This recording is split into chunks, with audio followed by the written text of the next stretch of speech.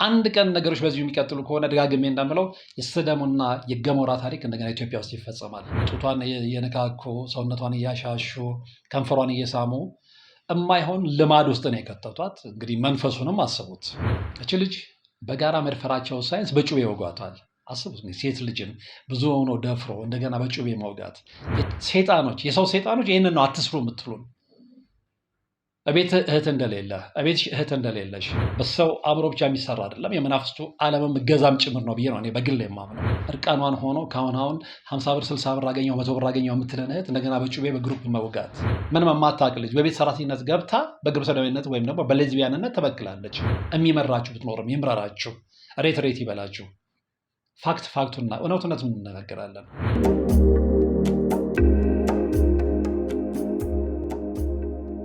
ሰላም ጤና ይስጥልን። በሀገር ውስጥና በመላው ዓለም የምትገኙ ወደ ቻናሌ ተከታታዮች ይኸው ዛሬም እግዚአብሔር ፈቅዶ ተገናኝተናል።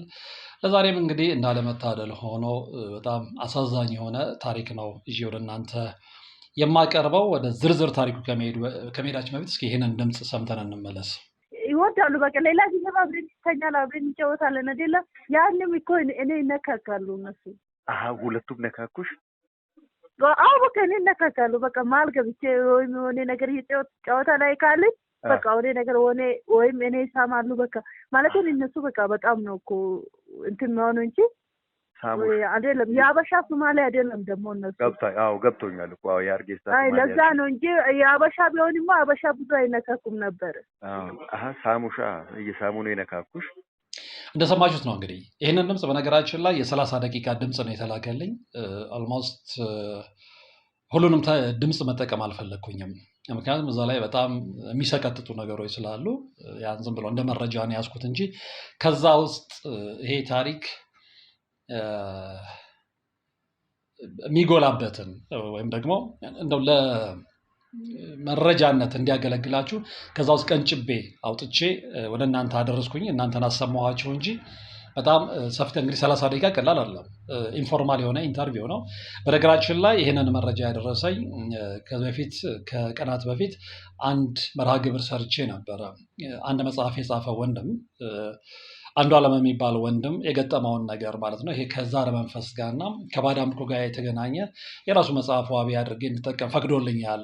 እንደውም ሌላውን ሰመረ አድርጌ እልክልሃለሁ አለኝ ያልኳችሁ ወንድም በበጎ ፈቃደኝነት እንግዲህ በእንደዚህ አይነት ነገሮች ላይ ይሰራል እና ከሰዎች ጋር ይገናኛል። በተለይ ደግሞ እንግዲህ ህይወትን ለማሸነፍ ራሳቸውንም ቤተሰቦቻቸውንም ለመርዳት ሳይወድ በግዳቸው እንግዲህ በሴተኛ አዳሪነት ስራ ላይ የተሰማሩ እህቶቻችንን በጣም ይቀርባቸዋል እና ከእነሱ ጋር በሚያደርገው ቆይታ የተገነዘበውን የታዘበውን ነገር በመጽሐፍ መልክም እንዲሁም በመረጃ መልክም የሚያስቀምጥ ወንድም ነው እና ከዛ ላይ ለተመልካቾች ከአንተ መርሃ ግብር ጋር መሄድ ስለሆነ መረጃዎችን አድርስ እያለ ሊሰጠኝ ቃል ገብቶልኛል። እንግዲህ በጣም አስተማሪ የሆኑ ምን አይነት ህይወት ውስጥ እየዳከርን እንደሆነ ለማመልከት ማለት ነው እና ሌሎችም ደግሞ ገና በታዳጊነት እድሜያቸው ላይ ያሉ ያንን መንገድ እንዳይከተሉ ያ መንገድ በጣም አደገኛ እንደሆነ ለማስተማሪያነት ብዙ እየተጋ ያለ ወንድም ነው። ስለዚህ የዛሬ ሶርሴ፣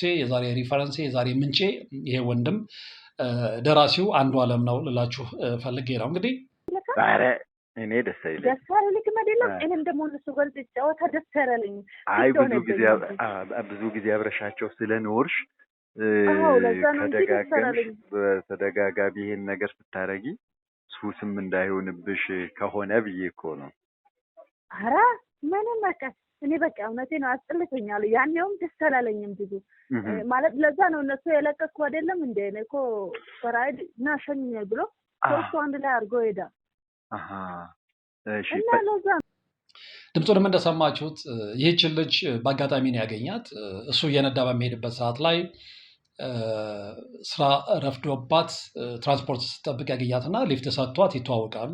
መታወቂያቸው በዛ ነው እና ከዛ ላይ የተግባቡ ሲሄዱ በደንብ ይቀራረባሉ፣ ስልክ ይቀያየራሉ። ይሄ ልጅ በዚህ ነገር ላይ ይሄ ወንድም በዚህ ጉዳይ ላይ ስለሚሰራ አንዳንድ የነገረችው ነገር በጣም ተች ስላደረገው አድራሻ ተቀብሏት ሄዳ ሌላ ጊዜ ይደውልላታል። ደውሎላት የነገረችውን ነገር ነው እንግዲህ ለእኔ የነገረኝ እና ይቺ ልጅ ወሎ ሰፈር አካባቢ በቤት ሰራተኛ ተቀጥራ የምትሰራ ልጅ ነች። የገባችበት ቤት ከሀርጌሳ የመጡ ሶማሊያውያን የሚኖርበት ቤት ነው። ባልየው ዳያስፖራ ነው፣ ሀገር ውስጥ አይኖርም። ነገር ግን አንድ ቤት ውስጥ 3 ሴቶችን ወይም 3 ሚስቶችን አስቀምጧል። እቺ ልጅ እዛ ቤት ውስጥ ነው የምትሰራው። በምን በቤት ሰራተኝነት ማለት ነው። እና ያ ሰውዬ ዲያስፖራ ነው። ለእያንዳንዳቸው በየወሩ 50 ሺህ ብር 150 ሺህ ብር ይልክላቸዋል ለሶስቱ ሚስቶቹ። ስለዚህ 3ቱ ሚስቶቹ እዛ ተስማምተው ነው የሚኖሩት። እና እቺ ልጅ እንዳልኳቸው በቤት ሰራተኝነት ነው እያገለገለች ያለችው። እና እዛ ቤት ውስጥ የተፈጸመውን በእሷ ላይ የተፈጸመውን ነገር ነው ለወንድማችን የነገረችው። ከንፈርሽን ነው እንዴ ሳሙት? አፍ ውስጥ እንደዛ ነው ገብተው ነው የሚሰሙ በተራ በተራ። ኦኬ። ከዛ ከንፈርሽን የሳሙት ጡትሽን ነካኩ። አዎ እኔም ደግሞ እነሱ ላይ ለምጄ ማለት እነሱን መሳም ሄዳለሁ። አንዳንድ ጊዜ ፍሪ ያደርገኛል ምን እንደሆነ። እሱ ብቻ አይደለም እና እሷ ከዛ ተበክላ ወጥታ ያክስቷ ልጅ ላይም የፈጸመችውን ነገር ምንም ሳትደብቅ ነግረዋለች።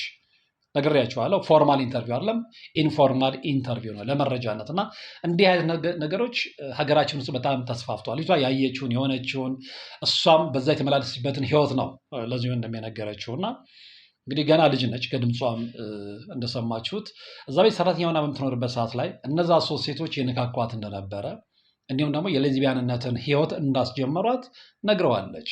ጡቷን ይሻሿት እንደነበረ፣ ከንፈሯን ይስሟት እንደነበረ፣ ነገር ግን እስካሁን ግንኙነት እንዳልፈጸሙ አይ ቲንክ እርስ በርሳቸው አይፈጸሙም ማለት አይደለም። እና ማውራት ታርጌት ያደረጋት እሷን ስለሆነ እሷ ላይ የደረሰውን ነገር ነው የነገረችው። እና ይቺ ልጅ ይሄ ነገር እያለማመዷት ጡቷን የነካኩ ሰውነቷን እያሻሹ ከንፈሯን እየሳሙ የማይሆን ልማድ ውስጥ ነው የከተቷት። እንግዲህ መንፈሱንም አስቡት። እንኳን እንዲህ ተመቻችቶለት ይቅርና አባብሎ እዛ ውስጥ የሚከተውን መንፈስ አብራችሁ አስቡት። እና እዛ ከለመደች በኋላ በጣም የሚያሳዝነው ምንድን ነው አዲክትድ ሆነች እሷ ራሷ።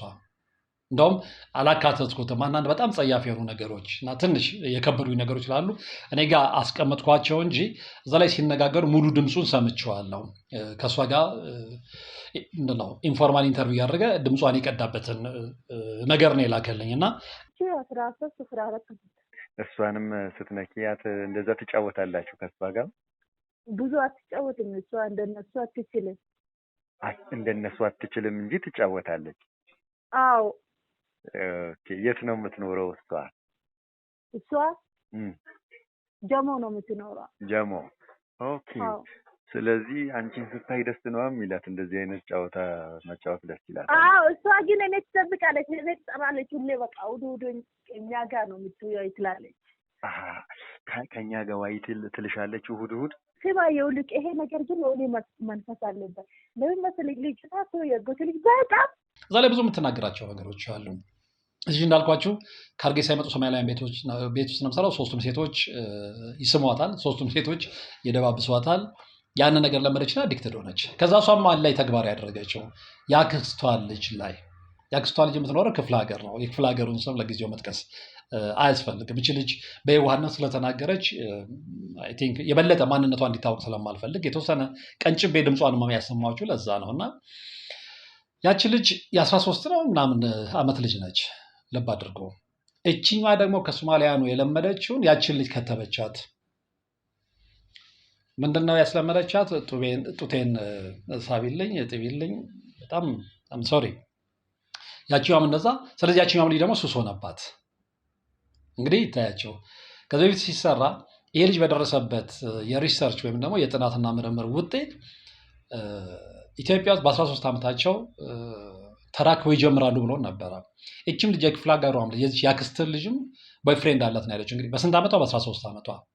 ከቦይፍሬንድነት ውጪ ግን እዚችኛዋ ልጅ ጋር ባለታሪካችን ጋር መታም ትሳሳም ነበረ፣ በጣም በሚዘገነን ሁኔታ ማለት ነው። እና እነዛ እዚች ላይ ያስተላልፉ። እቺ ደግሞ የ13 ዓመት ያቺ የ13 ዓመት ልጅ ምን ያህል ሰዎችን በክላ ሊሆን ይችላል?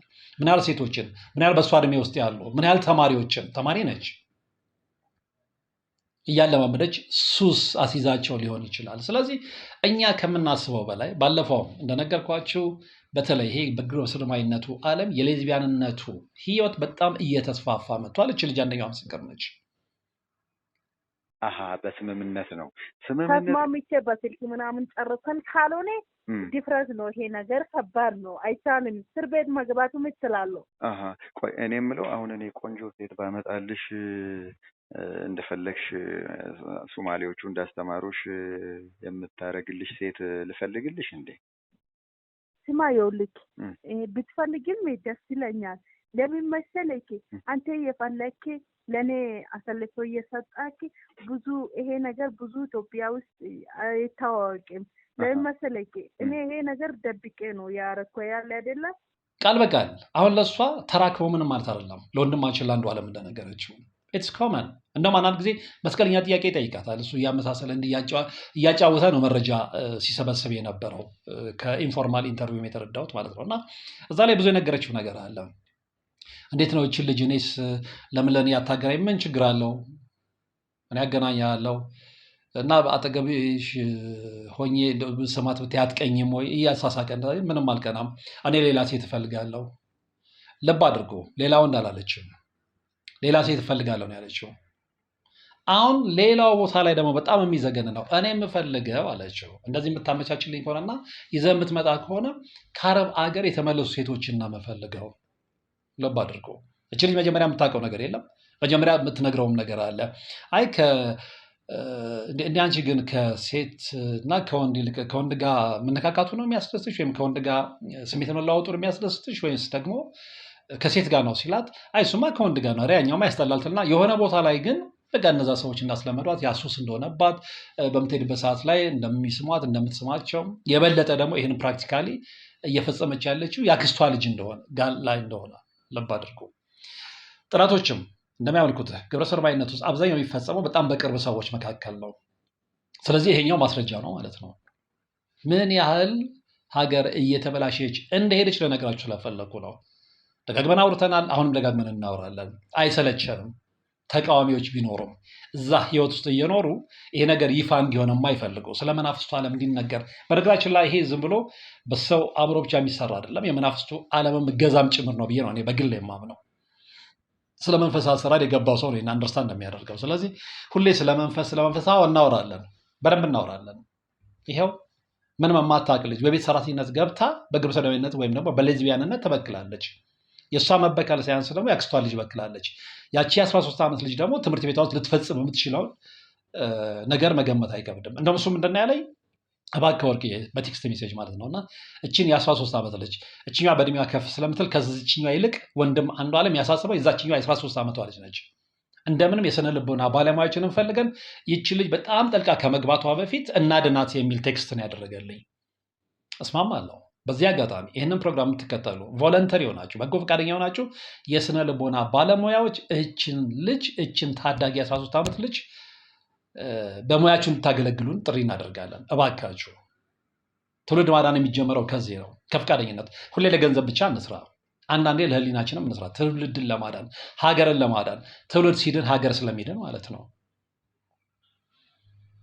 እና እንዲህ አይነት አስቀያሚ የሆነ ሐስል ውስጥ ገብተናል ውጥንቅጥ ውስጥ ገብተናል ማጥ ውስጥ ገብተናል እሱም ብቻም አይደለም እንግዲህ እቺ ልጅ ከነዛ ለምዳ ምንድነው በቃ በጣም እየተሳበች እንደሆነ ባለታሪካችን ማለት ነው እየተሳበች እንደሆነ እና አንድ ጊዜ ስለ ግሩፕ ወሲብ ሁሉ የሚያወሩበት ቦታ ላይ ያለ ነግሬያችኋለሁ ሙሉን ድምጽ ባልሰማችሁ በጣም አጸያፊ ነገሮች ስላሉት ነው እሱን አላካተትም ለመረጃነት ምክንያቱም አንዳንዶቻችሁ እኔ ብቻዬን ሳወራ ፈጠራ ስለሚመስላችሁ ማለት ነው ፈጠራ ለመሆኑን ለማመላከት ነው ያችን እንኳን ድምጽ የተጠቀምኩት እንጂ ድምጹንም ባልተጠቀመው ደስ ይላል ነበር በጣም ሰቅጣጭ በጣም አስቀያሚ ነገሮች ስላሉ ምክንያቱም እየሆኑ በተግባር እየታዩ ያሉ ነገሮች ማለት ነው እቺ ልጅ ከዛ ቤት ወጣ በቀጣይነት የገባችው ቻይናዎች ጋር ነው የነሱንም ገበና በደንብ አውጥታለች በአንድ ጊዜ አንድ ወንድ ብዙ ሴቶችን ይዞ እንደሚመጣ በአንድ ጊዜ አምስት ሴቶችን ይዞ እንደሚመጣ እንደውም አንድ ቦታ ላይ ምንድናቸው ቻይናዎች እንደበፊት መሰለ ተበላሽተዋል ነው ምናምን የሚል ነገር ነግረዋለች እንደዚህ አይነት ነገር ሀገር ከጠፋማ ቆየ ያው የሚሰማ ስለጠፋ እንጂ ስለዚህ እቺ ልጅ ከሀርጌሳውያኑ ሶማሌዎች ጋር ብቻ ያየችውንና የሆነችውን ብቻ ሳይሆን ቻይናዎቹም ጋር ያለውን ነገርም ለዚህ ወንድም ነግረዋለች። እሱ እያዋዛ ነው ኢንፎርማል በሆነ ኢንተርቪው የጠየቃት መረጃ ስለሚፈልግ ወደፊት ትልቅ ፕሮጀክት ስላለው እህቶችን ማዳን እዚህ ሜስ ውስጥ ግብረ ሰዶማዊነት ውስጥ የገቡ ታዳጊዎችን ማውጣት ስለሚፈልግ ማለት ነው። በጣም ሰዎች አደገኛ ነገር ውስጥ ነው እየገባን ያለ ነው። ለዚች ልጅ ለባለ ታሪካችን ከሁለት ከሶስት ሰው ጋር ግንኙነት ማድረግ ኢትስ ኮመን እንደተናገረችው ምንም ማለት አይደለም። ይሄ እኮ የተለመደ ነው እያለች ነው ስትነግረኝ ነበር። በጣም አቃላው ማለት ነው። ከባህልም ከምንም አንጻር ምንም አልመሰላትም። ምንም ማለት ነው። እንግዲህ ከአክስት ልጅ ጋር ተመሳሳይ ጾታ ግንኙነት ማድረግ አስባችሁታል? እና እንዴት ነው እግዚአብሔር የሚታረቀን? እንዴት ነው ጸሎታችንን የሚሰማው? አንድ ቀን ነገሮች በዚሁ የሚቀጥሉ ከሆነ ደጋግሜ እንደምለው የሰዶምና የገሞራ ታሪክ እንደገና ኢትዮጵያ ውስጥ ይፈጸማል። የሚመራችሁ ብትኖርም ይምራራችሁ፣ ሬት ይበላችሁ። ፋክቱና እውነቱን እንነጋገራለን። እውነቱ እንዲናይ ማድረግ አይቻልም። ከስጋ ዝምድና ጋር እንኳን ከስጋ ዝምድና ከርቀት ከማያውቁት ወይም ደግሞ በርቀት በምንም ከማይገናኙት ሰው ጋር እንደዚህ አይነት ነገር መፈጸም በእምነትም በባህልም አጸያፊ እንደሆነ ይታወቃል። ተመሳሳይ ጾታ ግንኙነት ግን አሁን በጣም እየተስፋፋ ስለመጣ እንግዲህ ያክስት ልጅ ከአክስት ልጅ ጋር ያጎት እንዲህ አይነት ነገሮች በጣም እየሰፉ ነው። ያ ደግሞ የሚገርም ነው። እንግዲህ አይደል ነው በባህል ይፈጸም ምንድነው አይ ቲንክ ወይ ባህሉ ስለሚደገፋቸው ሊሆን ይችላል።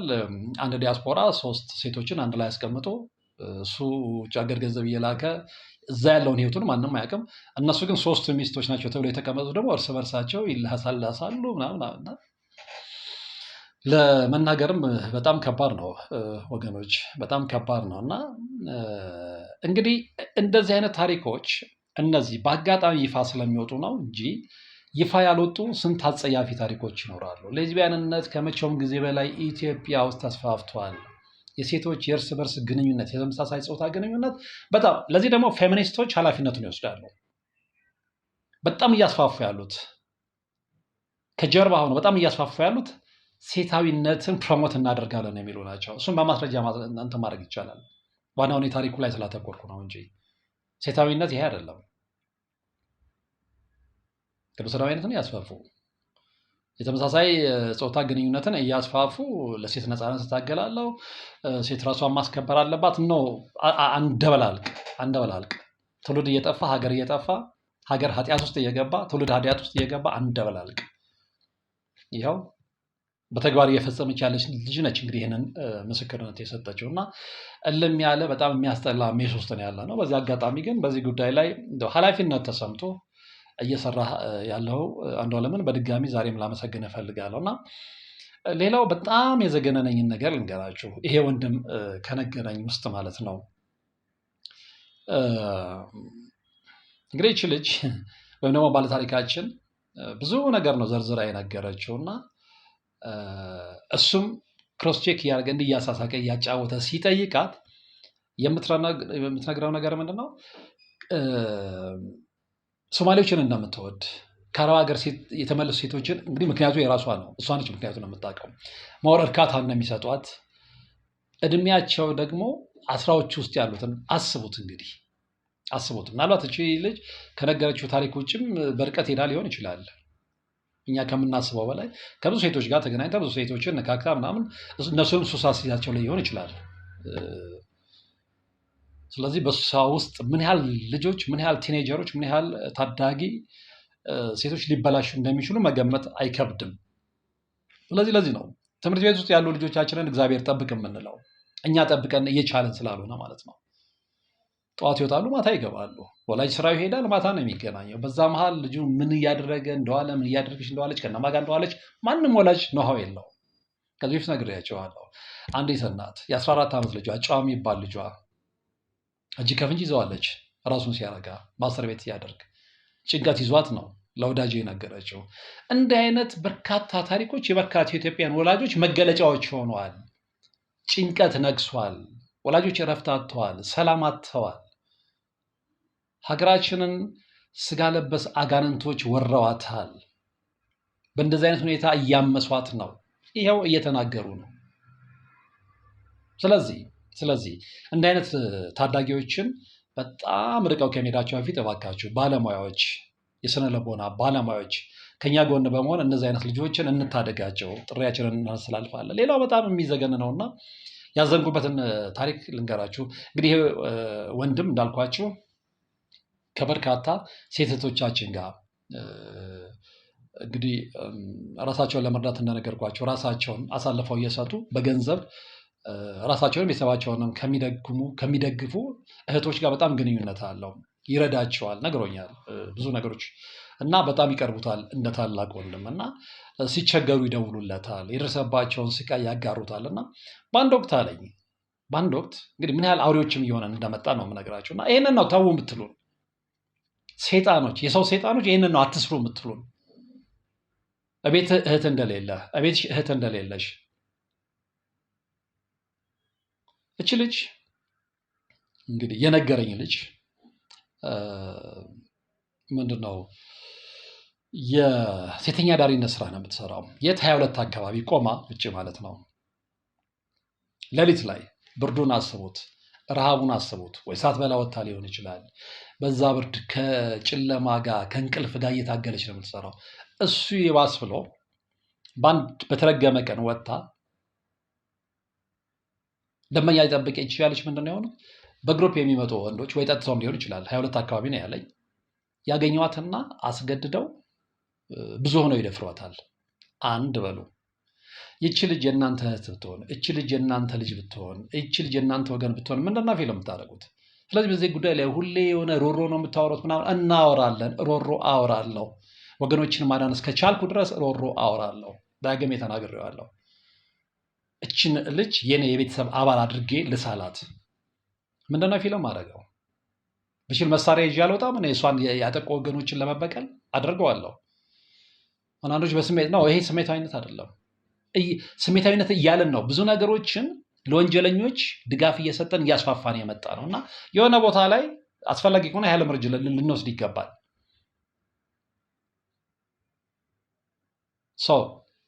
እች ልጅ በጋራ መድፈራቸው ሳይንስ በጩቤ ይወጓታል።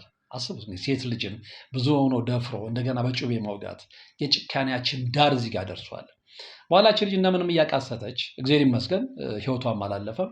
ትደውልለታለች። ለማን? ለአንዱ ዓለም ስለሚቀርባቸው ብያቸዋለሁ። እንደ ወንድም ትሪት ስለሚያደርጋቸው አንዳንዴ በፈቀደ እግዚአብሔር በፈቀደ አቅሙ በፈቀደ መጠን በገንዘብ ድጋፍ ስለሚያደርግላቸው አንድ ቀን እንግዲህ እንደሚሆን ቃል ገብቶልኛል። በዚህ ጉዳይ ላይ ብዙ የምናወራው ነገር አለ ብሎኛል። ማህበረሰብን አመለካከት የሚቀይር የሚቻል ከሆነ ከእናንተ ጋር ከፕሮግራሜ ተመልካቾች ጋር የዚህ ልጅ ፕሮጀክት ተመልክቼ እንደዚህ አይነት ሴት እህቶቻችን ከዚህ ህይወት የሚወጡበትን መንገድ ተደጋግፈን ብናመቻች ደስ ይለኛል።